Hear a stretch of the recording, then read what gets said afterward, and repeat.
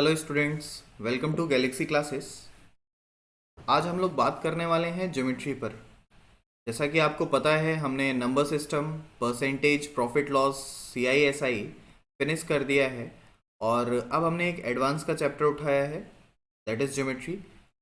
इसके बाद फिर हम लोग देखते हैं मेंसुरेशन वगैरह क्या करना है या वापस अर्थमेटिक पर लौटना है, वो बात की बात है। खैर, आज बिल्कुल बेसिक इंट्रोडक्शन क्लास होगी।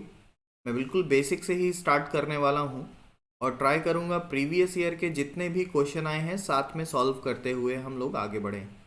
मुझे पता है प्रीवियस ईयर क्वेश्चन सॉल्व करेंगे तो हो सकता है क्लास थोड़ा सा ज़्यादा बड़ी हो जाए, 2 क्लास की जगह 3 क्लासेस हो जाएं, लेकिन कोई बात नहीं।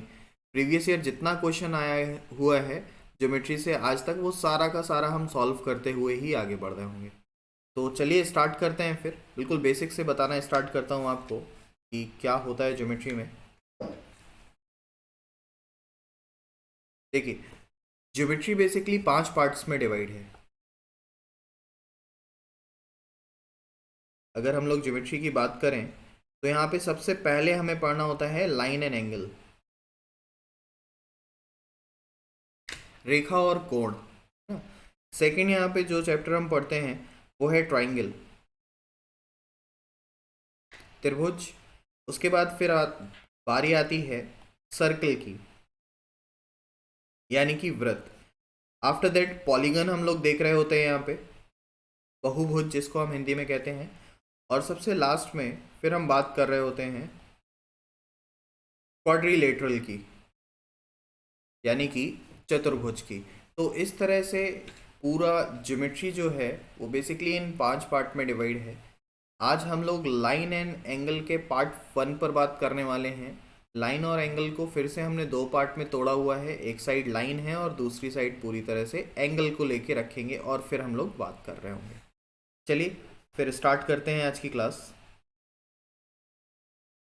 देखिए, लाइन एंड एंगल में सबसे पहले हमें लाइन के बारे में समझना होता है।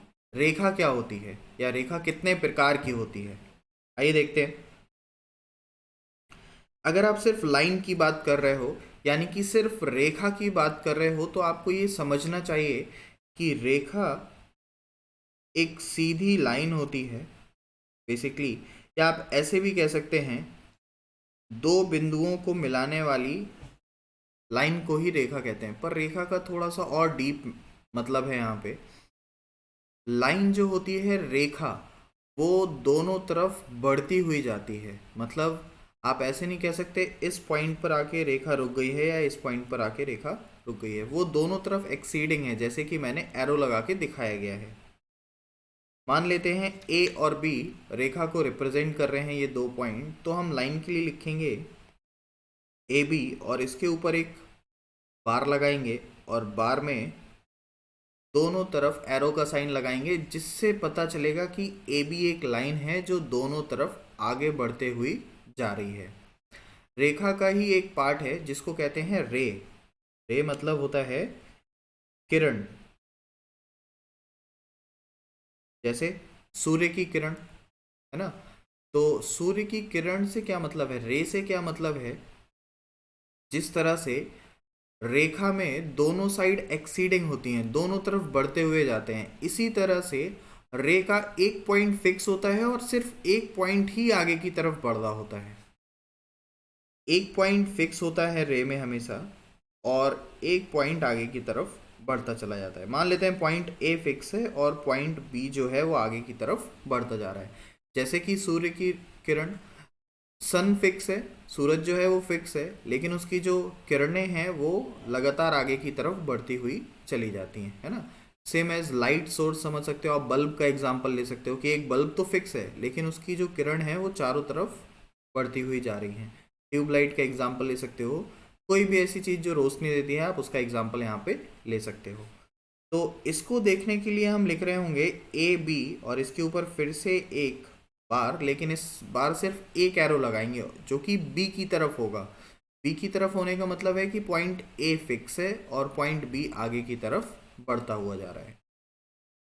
लाइन का जो थर्ड पार्ट होता है यहाँ पे वो होता है लाइन सेगमेंट, रेखाखंड।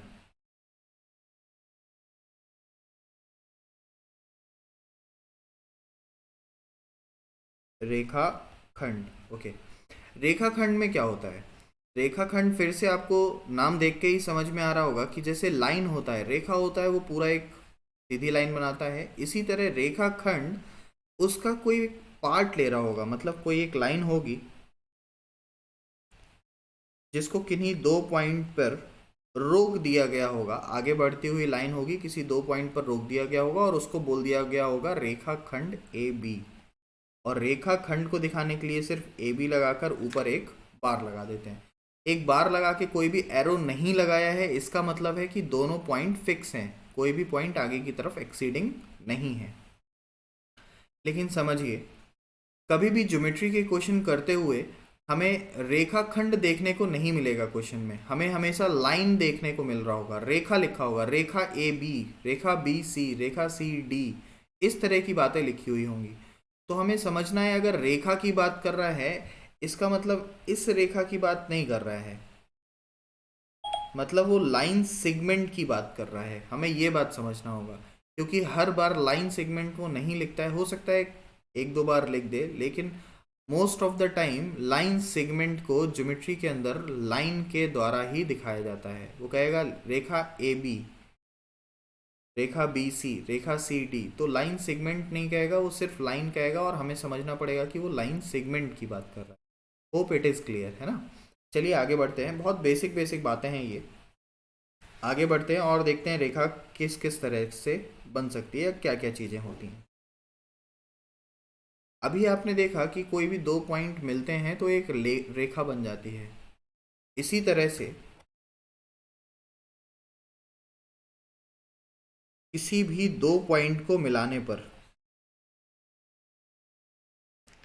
एक रेखा बनती है, समझिएगा थोड़ा सा। लेकिन इस लाइन पर कहने के लिए तो बहुत सारे पॉइंट है ना, अगर आप चाहो तो एक पॉइंट यहाँ पर भी बना सकते हो, कह दोगे ये तीन लाइन को मिलाकर रेखा बन रही है। एक पॉइंट यहाँ पर भी बना सकते हो, एक पॉइंट यहाँ पर भी बना सकते हो, मतलब दो पॉइंट इनिशियल तो थे ही, सी डी और ई भी हमने तीन पॉइंट और ले लिए हैं। तो इस तरह के पॉइंट्स जब बिंदु जो हैं वो एक ही रेखा पर रखे होते हैं, तो इस तरह के बिंदुओं को कहते हैं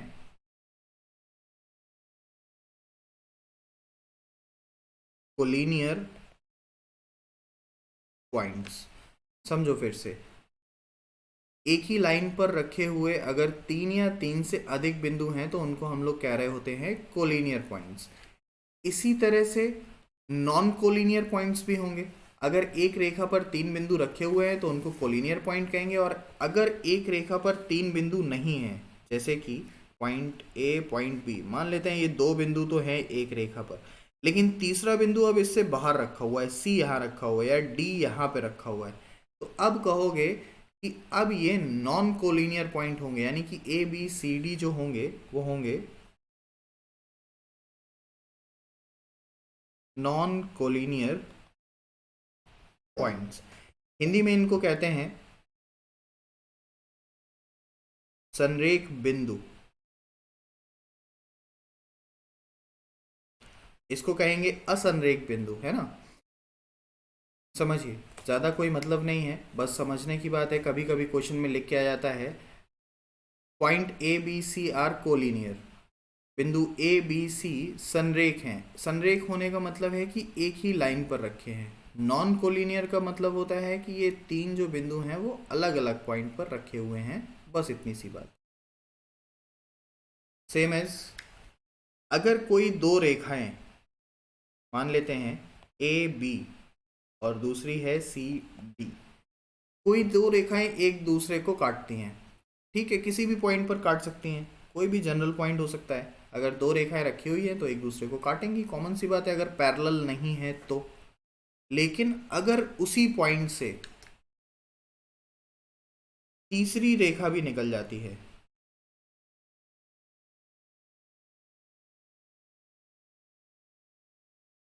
लेकिन अगर उसी पॉइंट से तीसरी रेखा भी निकल जाती है, देखो दो रेखाएं बनाओगे तो कॉमन सी बात है वो किसी ना किसी पॉइंट से निकलेंगी, पर तीसरी रेखा मान लेते हैं हमारे सामने है ई एफ, और वो भी उसी लाइन से निकल जाती है, तो इस तरह से किसी भी एक बिंदु से निकलती हैं अगर तीन रेखाएं या तीन से अधिक रेखाएं, मान लो चौथी रेखा भी यहाँ से निकल रही होती है, तो इस तरह की रेखाओं को हम लोग कहते हैं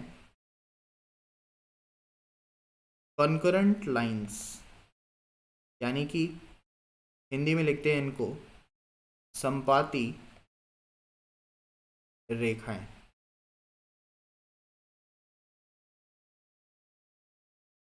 हिंदी में हम इनको लिखते हैं समपाती रेखाएं। अब समझ में आ रहा होगा, किसी एक बिंदु से निकलने वाली जो लाइंस होती हैं उनको हम लोग कहते हैं कॉन्करेंट लाइन, यानी कि समपाती रेखाएं।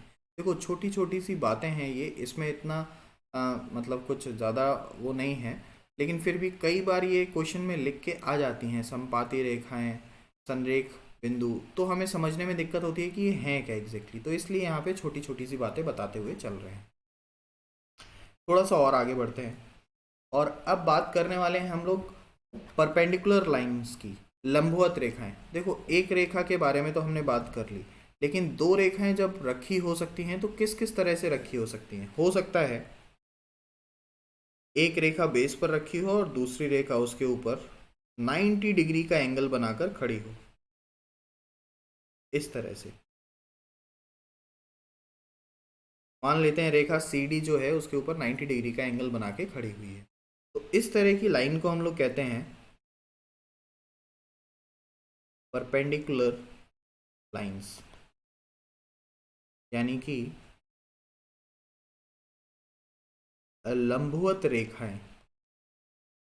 पता होगा ये बात आपको, अगर कोई दो लाइन एक दूसरे के ऊपर 90 डिग्री का एंगल बना के खड़ी हैं तो उनको हम लोग कहते हैं लंबवत रेखाएं, यानी कि परपेंडिकुलर लाइंस। इसको रिप्रेजेंट करते हैं, सी डी जो लाइन है वो लंबवत है, ये जो साइन है ये है लंबवत का, इस पे ए बी पर। सी डी जो पॉइंट है वो लंबवत है, किस पर लंबवत है, तो आप कह दोगे ए बी पर।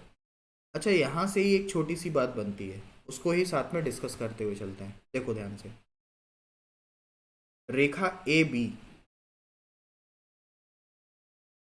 रेखा ए बी का मिड पॉइंट यानी कि मध्य बिंदु मान लेते हैं डी है। रेखा ए बी है, उसका मध्य बिंदु है डी। रेखा C D basically A B का मध्य बिंदु डी है, मध्य बिंदु डी है, आप कह सकते हो मध्य बिंदु पर सी डी लंबवत रखी हुई है।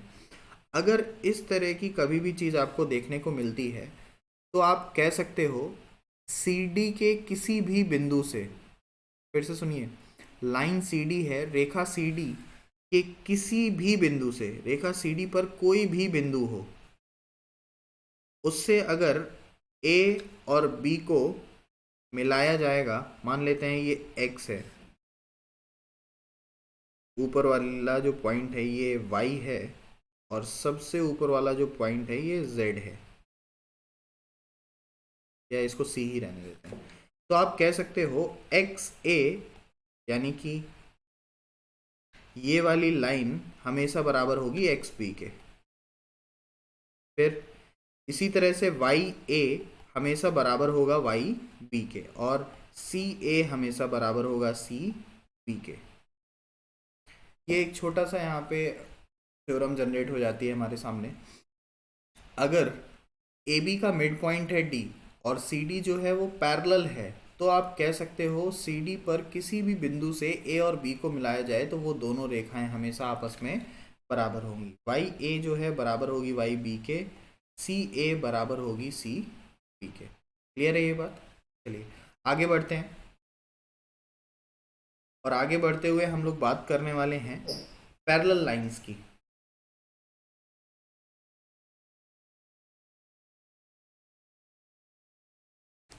यानी कि समांतर रेखाएं।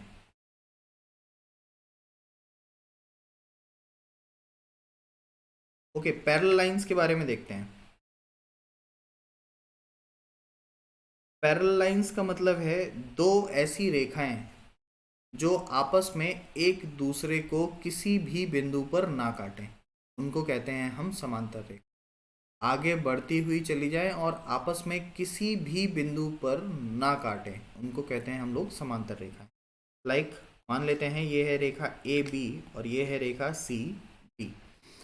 अब प्रत्येक बिंदु पर इन दोनों के बीच की दूरी समान रहेगी, जितनी यहाँ पर होगी उतनी ही यहाँ पर होगी, और इसी तरह ये आगे बढ़ती हुई चली जाएंगी, कभी भी इनके दो पॉइंट आपस में नहीं मिलेंगे।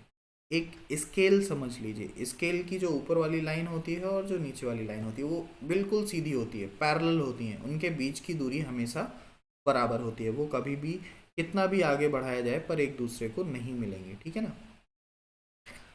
अगर इसको रिप्रेजेंट करना होगा तो आप ऐसे कह सकते हो, रेखा ए बी पैरेलल है, ये दो लाइन थोड़ा टेढ़े में खींची जाती हैं, ये दिखाती हैं समांतर को। रेखा ए बी पैरेलल है किसके, सी डी के, ठीक है। ए बी जो लाइन है वो पैरेलल है किसके, सी डी के, रेखा ए बी समांतर है सी डी के। अच्छा एक बात और समझिए यहाँ पे, ये तो ठीक है पैरेलल समझ लिया, एक छोटा सा और अच्छा सा थ्योरम प्रूफ होता है, उसको भी यहीं देख के खत्म कर देते हैं, आगे वो काम में आने वाला है, प्लीज सुनिएगा। यदि दो रेखाएं समांतर रखी हुई हैं, पैरेलल रखी हुई हैं, तो किसी भी रेखा में, किसी भी रेखा में एक रेखाखंड निकाल लो। मैं मान लेता हूं लाइन सी डी में एक रेखाखंड मैंने निकाला, दैट इज एक्स और वाई के रूप में, ये है एक रेखाखंड। लाइन सी डी में मैंने एक रेखाखंड निकाल दिया है एक्स और वाई। ऐसा थ्योरम आता है, पूछा जाता है, दो समांतर रेखाएं हैं, नीचे वाली रेखा पर कोई भी दो बिंदु फिक्स कर दिए गए हैं एक्स और वाई।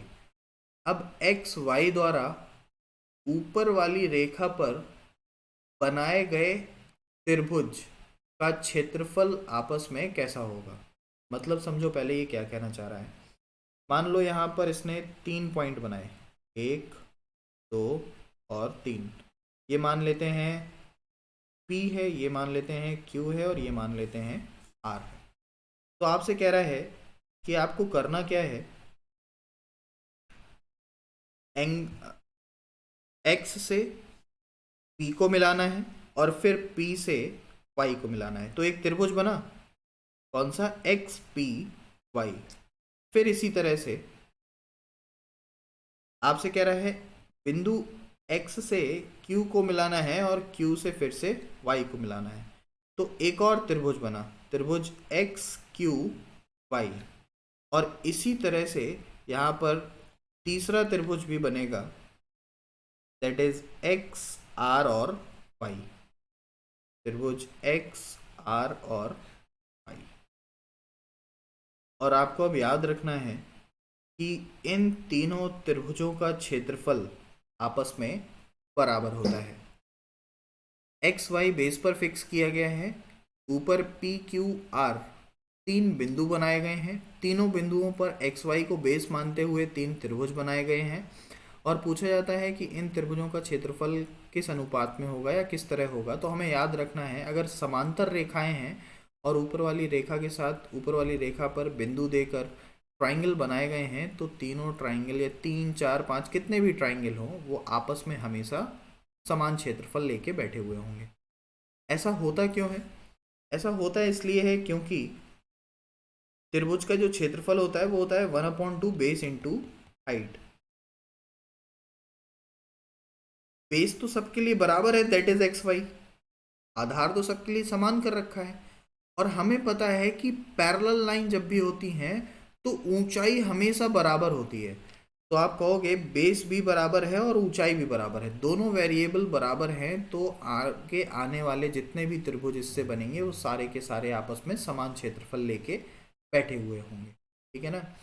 आप बस इतना याद रखो, अगर समांतर रेखाएं हैं तो बेस फिक्स कर दिया जाए, ऊपर बनने वाले 2 या 2 से अधिक त्रिभुजों का क्षेत्रफल हमेशा आपस में समान होता है। अब ये क्लियर होगा, हम आगे बढ़ते हैं। देखो आगे बढ़ते हुए बेसिकली हम 3 चीज़ों के बारे में बात करेंगे, और मैं उसको एक ही स्क्रीन पर दिखाने वाला हूँ ताकि तीनों चीज़ें आपस में क्लियर रहे। आप ऐसे समझ सकते हैं कि इन तीनों की मदद से ही आप लाइन एंड एंगल पर पूछे जाने वाले सारे क्वेश्चन सॉल्व कर सकते हो, ठीक है ना। पहला है हमारे पास वर्टिकली अपोजिट एंगल, हिंदी में लिखते हैं इसको शीर्ष विमुख कोण। एक एक करके मैं तीनों को बताऊंगा क्या है ये। दूसरा है अल्टरनेट एंगल, यानी कि एकांतर कोण। और तीसरा होता है कोरस्पॉन्डिंग एंगल, यानी कि संगत कोण। चलिए एक एक करके इनके बारे में बातें करते हैं कि ये हैं क्या क्या चीजें। पहला है वर्टिकली ऑपोजिट एंगल, मतलब जब दो रेखाएं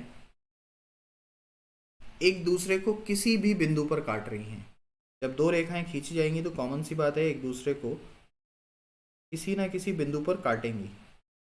मान लेते हैं दो रेखाएं हैं हमारे पास ए बी और सी डी, इन दोनों ने एक दूसरे को बिंदु ओ पर काटा है। तो आप कह सकते हो आमने सामने के कोण हमेशा बराबर होंगे, मतलब ये जो कोण है ये इस कोण के बराबर होगा और ये जो कोण है ये इस कोण के बराबर। ये होता है शीर्ष विमुख कोण। इसको प्रूव भी आप आसानी से कर सकते हो। देखो मैं प्रूफ करके बताता हूँ आपको किस तरह से। हम जानते हैं एक रेखा पर बनने वाला कोण जो होता है वो 180 डिग्री का होता है, ठीक है। और अभी यहाँ पे मान लेते हैं ये कोण x है और ये कोण y है, तो आप लिख सकते हो x plus y equals to 180 degree. फिर आप दूसरी रेखा की बात करते हो और फिर कहते हो कि लाइन CD पर बनने वाला जो कोण होगा वो भी तो 180 डिग्री का होगा क्योंकि स्ट्रेट लाइन है। फिर आप कहोगे कि y के साथ में कितना जोड़ दिया जाए, ये एंगल कितना होना चाहिए जिससे ये 180 हो जाए। कंपेयर करेंगे ऊपर वाले इक्वेशन से तो पता चलेगा यहाँ पे x रखो, देन हम प्रूव कर पाएंगे कि x और x आमने सामने बराबर होंगे, y और y आमने सामने बराबर होंगे। खैर बराबर प्रूफ करना हमसे नहीं पूछा जाएगा, हमसे सिर्फ ये पूछा जाएगा कि शीर्ष विमुख कोण का मतलब क्या होता है या काम क्या होता है। तो याद रखिए आमने सामने के कोण यहाँ पे हमेशा बराबर होते हैं। एकांतर कोण की बात करते हैं, अल्टरनेट एंगल क्या होता है। देखिए जब दो पैरेलल लाइन को कोई तीसरी रेखा काट देती है, जब दो पैरेलल लाइन यानी कि ए बी और सी डी मान लेते हैं पैरेलल है, ए बी जो है वो पैरेलल है सी डी के और एक रेखा एक्स वाई इसको काट रही है, ठीक है। तो आपसे पूछा जाता है कि बताओ ओके अल्टरनेट एंगल क्या होंगे। तो अल्टरनेट एंगल यहाँ पे एकांतर कोण जो होंगे वो ये होगा, ये वाला जो कोण है आपके सामने बेसिकली पी एक्स वाई ये हमेशा बराबर होगा सी वाई एक्स के। और इसके पीछे भी एक अच्छा सा लॉजिक है कि ये दोनों आपस में बराबर क्यों होंगे, आगे हम लोग इसको डिस्कस करेंगे।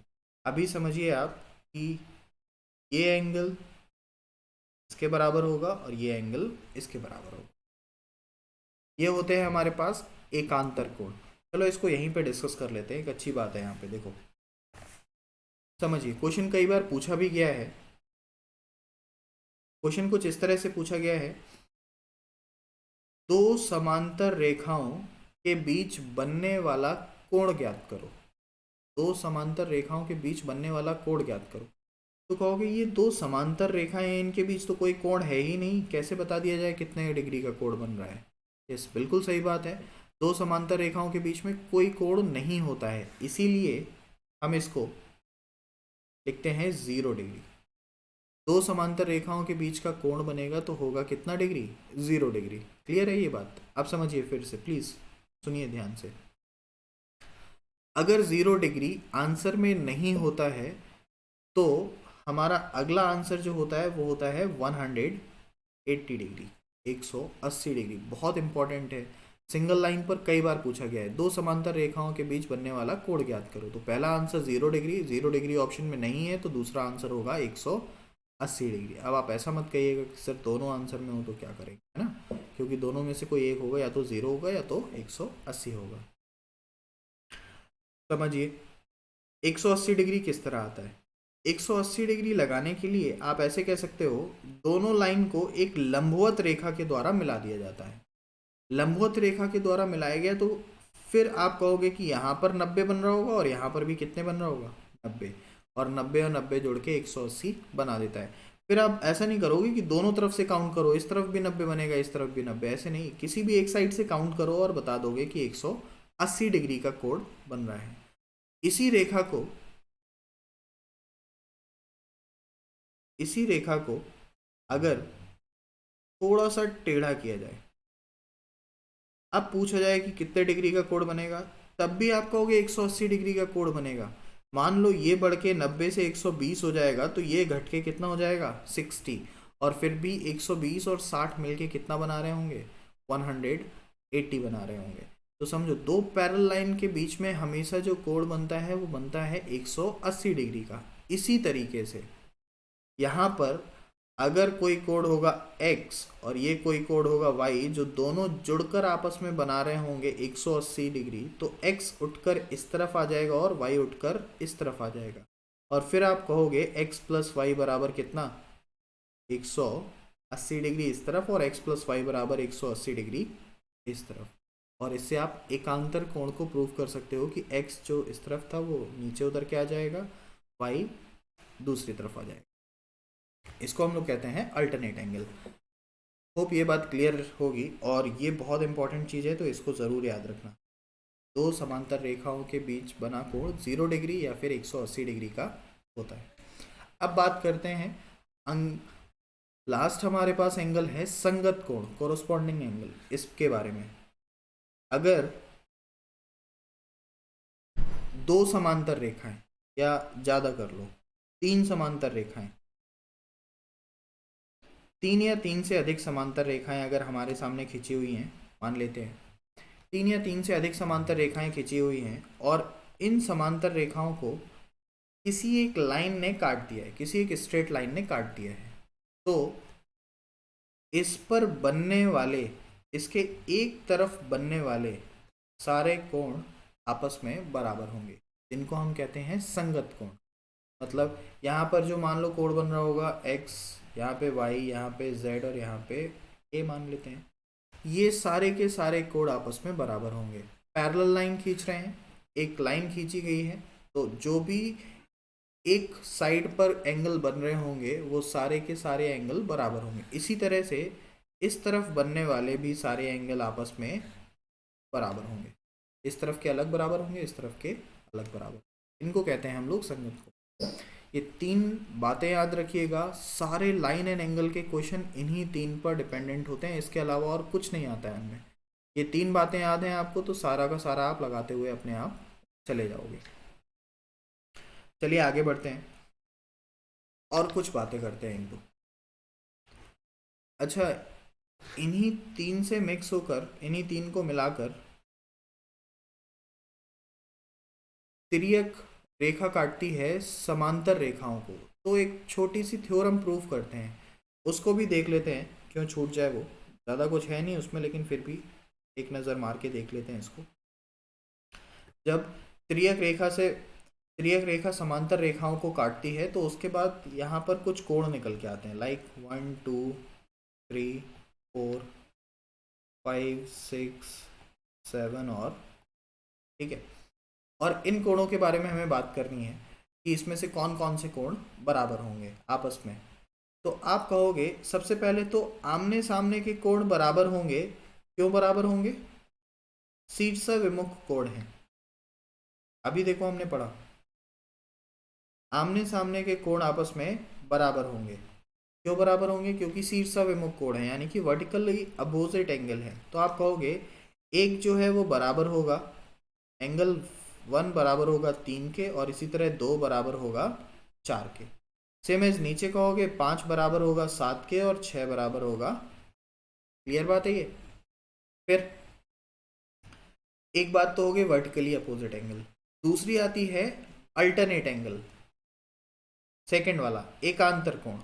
एकांतर कोण देखो यहाँ पे कौन कौन से होंगे, तो कहोगे 4 जो है वो 5 के बराबर होगा और 3 जो है वो 8 के बराबर होगा।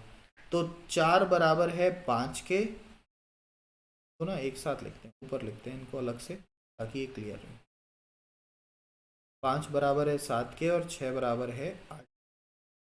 ये सारे के सारे हैं वर्टिकली अपोजिट एंगल।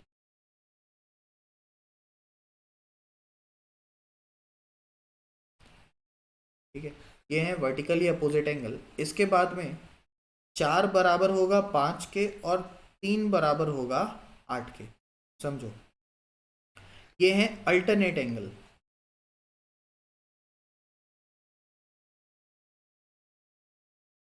अच्छा, अल्टरनेट एंगल में दो तरह के एंगल बनते हैं, एक होते हैं इंटरनल अल्टरनेट एंगल और दूसरे होते हैं एक्सटर्नल अल्टरनेट एंगल। अभी जो मैंने आपको बताया ना, 4 और 5 बराबर हैं आपस में और 3 और 8 बराबर, ये आंतरिक कोण हैं, अंदर वाले कोण हैं। तो अभी यहाँ पे जब हमने बात की थी तो यहाँ पे इंटरनल की बात की थी, x और x बराबर है y और y बराबर है। आप कह सकते हो इनको अल्टरनेट एंगल से ज़्यादा अच्छा है लिखना इंटीरियर अल्टरनेट एंगल।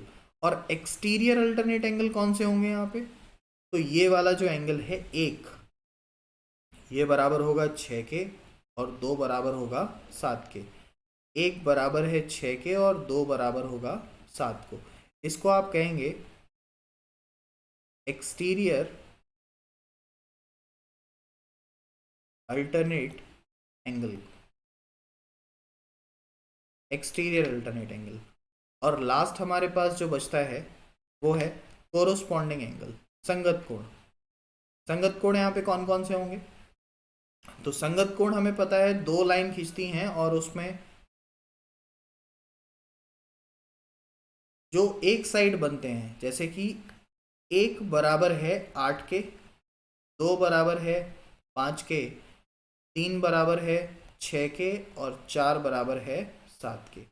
ये सारे के सारे एंगल होंगे कोरोस्पॉन्डिंग एंगल, यानी कि संगत कोण। यहाँ पे इंटीरियर और एक्सटीरियर नहीं होता है, इंटीरियर और एक्सटीरियर सिर्फ अल्टरनेट एंगल में होता है, यानी कि एकांतर कोण में होता है। हिंदी में लिखते हैं आंतरिक एकांतर कोण और बाहरी एकांतर कोण। I hope it is clear, है ना। इसमें कुछ था नहीं, बस ये जो ऊपर हमने 3 तरह के एंगल पढ़े थे उनसे ही बनकर ये पूरा बन जाता है। इंटीरियर एंगल, अल्टरनेट एंगल क्या होते हैं, वर्टिकली अपोजिट एंगल दिखाता है और यहाँ पे कॉरस्पॉन्डिंग एंगल दिखाता है। और थोड़ा सा आगे बात करते हैं और कुछ और बातें जानते हैं। चलो समझो, एक दो बातें जिससे क्वेश्चन डायरेक्ट पूछे जाते हैं वो उनकी बात करते हैं। दो डायग्राम एक साथ बना रहा हूं, देखिए। दो पैरेलल लाइन है, दो समांतर रेखा है, ठीक है ना। तीसरी रेखा ने कुछ इस तरह से इसको काटा हुआ है। मान लेते हैं ए बी और सी डी दो पैरेलल लाइन है, एक्स वाई जेड ने इसको काटा हुआ है। सुनिएगा ध्यान से।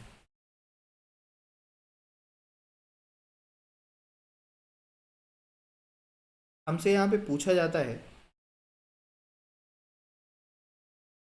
कि मान लो ये वाला एंगल गिवन है हमें 110, ये वाला एंगल गिवन है हमें 120, तो ये बाहर वाला एंगल कितना हो जाएगा। पहले समझते हैं कि ये चीज़ें हैं क्या, उसके बाद फिर आगे बात करें।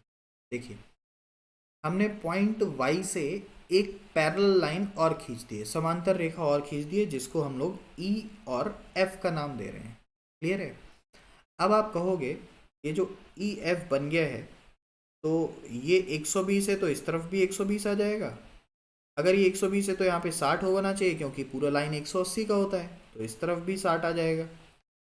सेम एज अगर ये 110 है तो इस तरफ 110 आएगा, और ये अगर 70 है तो इस तरफ निकल के आएगा 70। समझ में आ रहा है ना। अगर एक पैरेलल लाइन खींचा जाए तो हम सिर्फ अल्टरनेट एंगल की बात कर रहे हैं कि 120 था, यहाँ पे आ गया 60 था, नीचे आ गया 110 था तो इस तरफ आ गया, 70 था तो यहाँ आ गया। ये दो क्वेश्चन को हमने एक साथ मिला दिया है। अब इससे ही हमारे सामने क्वेश्चन बनता है,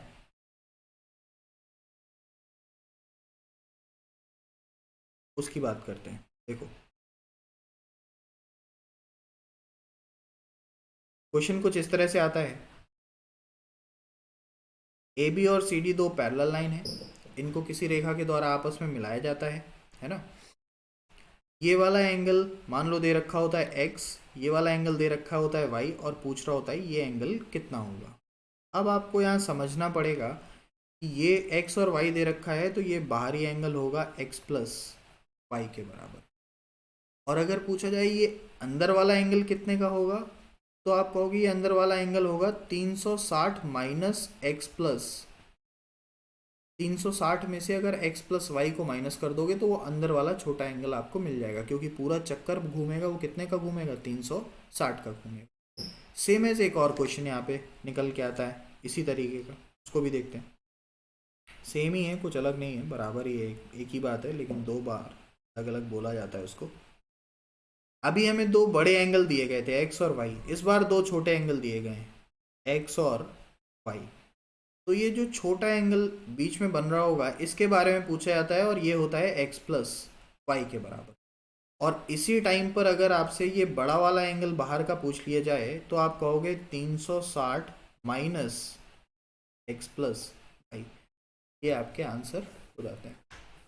बिल्कुल बेसिक क्वेश्चन बनता है, सीधे सीधे इस तरह कहेगा ए बी पैरेलल है सी डी के, एक एंगल दे देगा 130 है, दूसरा एंगल यहाँ दिखा देगा मान लो 150 है, और सिर्फ कह देगा ये एंगल बता दो कितना हो जाएगा।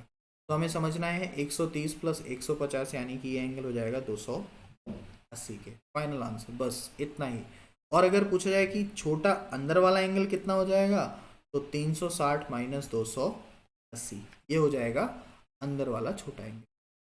अब मेरे ख्याल से ये बातें क्लियर होंगी।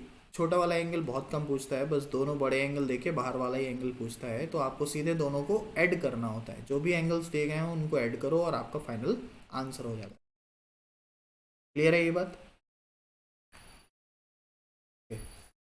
चलिए एक छोटी सी बात और करते हैं और फिर आज का क्लास हम खत्म करते हैं।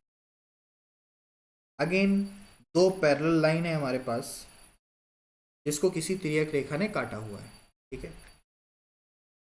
ये पॉइंट है x, ये पॉइंट है y, लाइन है ए बी और सी और डी। इस एंगल को दो बराबर भागों में बांटा जाता है, ये और इस एंगल को भी दो बराबर भागों में बांटा जाता है। आपसे पूछा है ये जो मिलने वाला एंगल है यहाँ पे जिसमें ये दोनों पॉइंट मिल रहे होंगे, इसको मान लेते हैं O। पूछा है ये एंगल O कितना हो। ए बी और सी डी दो पैरेलल लाइन है, ए बी पैरेलल है सी डी के, ये गिवन है। पॉइंट X और पॉइंट Y के जो कोड हैं उनका अर्धक किया गया है, मतलब आधा आधा बांटा गया है। देन आपसे पूछा गया है ये जो बीच में एंगल बन रहा है इन दोनों लाइनों को आगे बढ़ाने पर ये कितने डिग्री का है। यह है आज का आपका क्वेश्चन, इसको सॉल्व कीजिएगा। जिसका आंसर आता है कमेंट सेक्शन में पुट करो आंसर, और अगर सॉल्यूशन पुट कर सकते हो तो और अच्छी बात है, फ़ोटो खींच के सॉल्यूशन पुट कर दो। नहीं तो फिर हम लोग कल इसको देखते हैं कि इसका आंसर कितना होगा, और उसके बाद फिर हम लोग आगे बढ़ रहे हैं। Thank you very much. कल हम लोग लाइन एंड एंगल पर पार्ट सेकंड पर बात करेंगे, और ट्राई करेंगे कल लाइन एंड एंगल पूरी तरह से ख़त्म हो जाए।